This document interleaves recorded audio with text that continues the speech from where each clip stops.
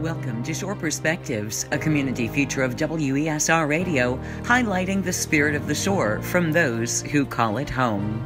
My name is Sharon Whitman, and I live in Cape Charles, Virginia. So it all started as a 50th birthday present to myself, and my life was actually perfect at the time. I had everything I could possibly want. It was just, everything was going great. My son had just gone off to college.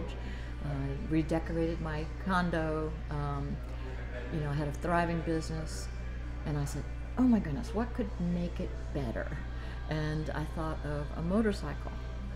I just said that epitomizes freedom and just fun, and so I decided to get a motorcycle. I had ridden on the back of a motorcycle but never driven one before, but that's not a prerequisite when you go to buy a motorcycle.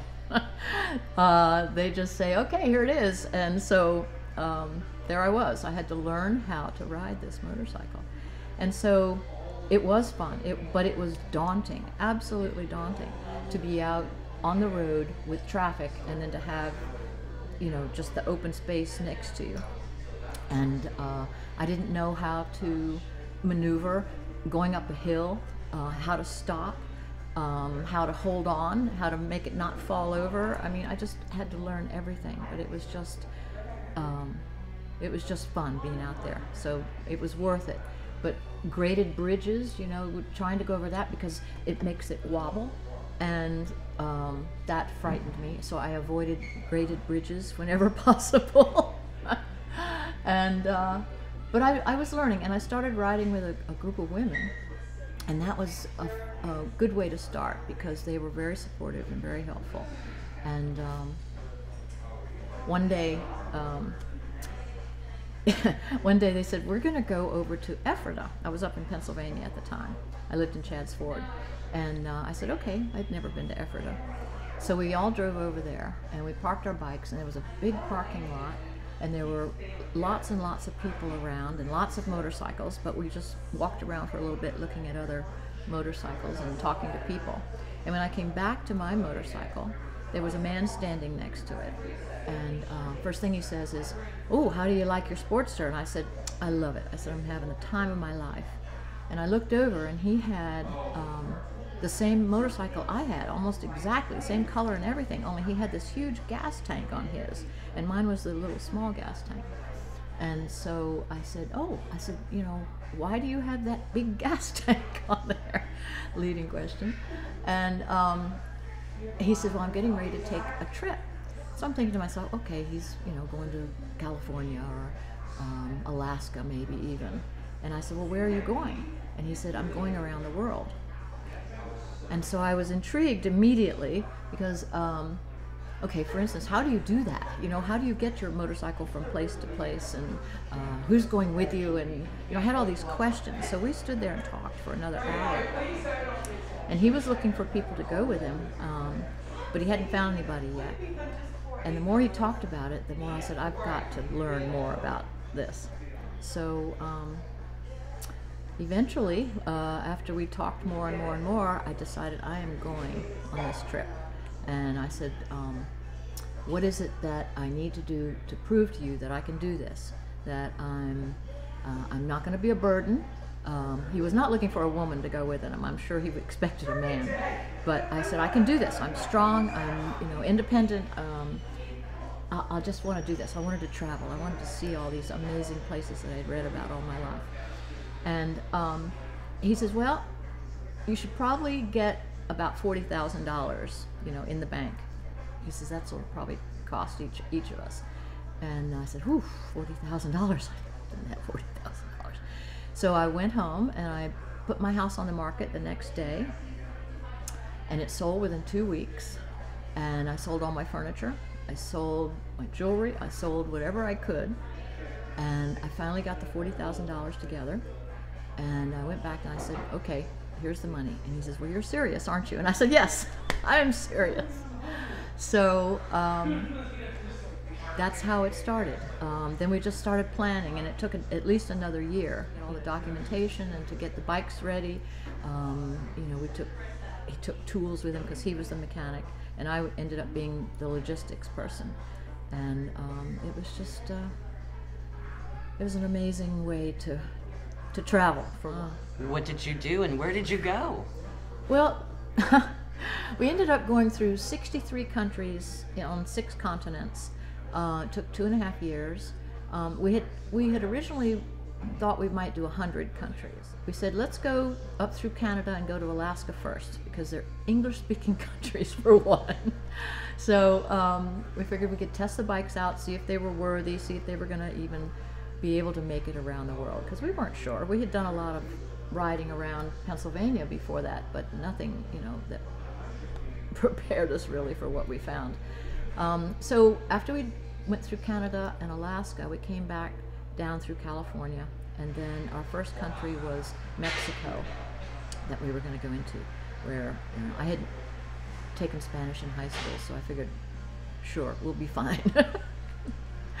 And so we got to the border that day, and we said, okay, here it is. We called everybody and said, we're leaving, we're really going, this is it.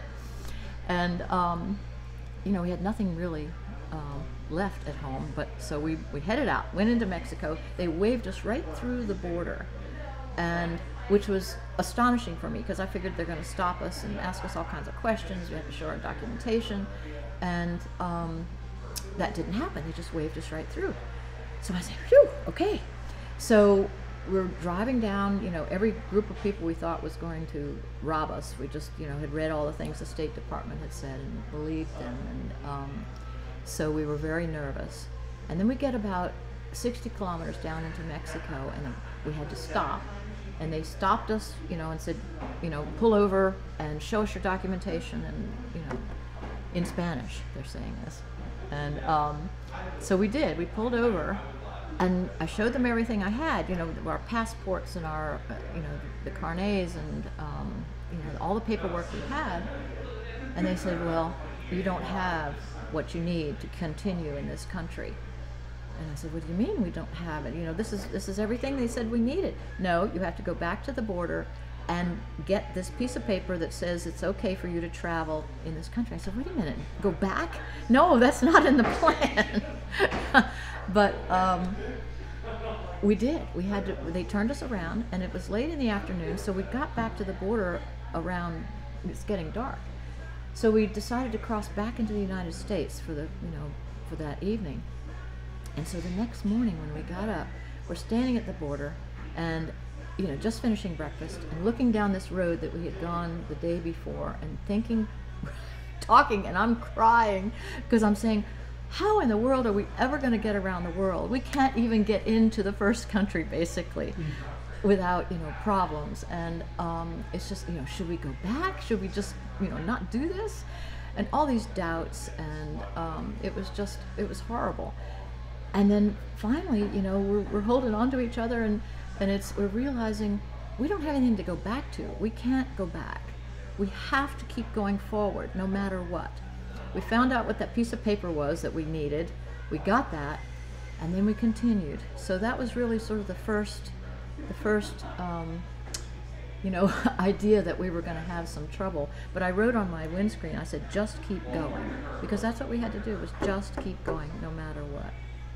So we did all of South America. We went all the way down to Ushuaia, which is the Tierra del Fuego, the southern tip of South America. Then we went back up the west coast, or the east coast, and then we flew from Buenos Aires to Cape Town, South Africa, and we did 6 countries in Africa. Then we found a lot of mud in Tanzania, so we said we're not going to be able to get to the west coast, and so we decided to fly again to Europe. So we did 31 countries in Europe. Then we did, let's see, we had to go through Turkey. The next stop ended up, we had to go back to Europe and fly again. Then we went to Southeast Asia, and then we did Australia. We spent 2 months in Australia, and then we spent another 2 months in New Zealand, because this was getting towards the end of the trip. And at that point, we had been on the road almost 2.5 years, and we really didn't want to come back. It was like we were having so much fun, and it was such an adventure. I mean, there was just something exciting every day. The people that we met, the sights we were seeing, it was just the most amazing time in our lives, and we knew that it was never going to happen again. So we sort of put on the brakes and said, let's take our time, but we felt like we needed to bring the trip to some sort of closure, so we brought the bikes back. So the thing I learned most about all of this travel and the amazing places we saw were the people were kind and generous everywhere. It wasn't, we had read everything the State Department had put out before we left, and it was all these dangers and be careful, and the people are, they're going to try to rob you, and they're, and that just wasn't true. We just didn't find that at all. So it was heartwarming, and it was just uplifting to learn all of this, that these people were so wonderful and kind to us. When opportunity knocks at that door, you just have to open it and say yes, because if you don't, you are never going to know what you can do, or who you're going to meet, or the adventure you're going to be on, or the joy that you're going to find, unless you open that door and say yes. So I would just say, just do it. To read more about Sharon's adventures traveling the world on a Sportster motorcycle, her book titled What Are the Chances is available at the Lemon Tree Gallery in Cape Charles. For WESR Radio, I'm Kelley Gaskell.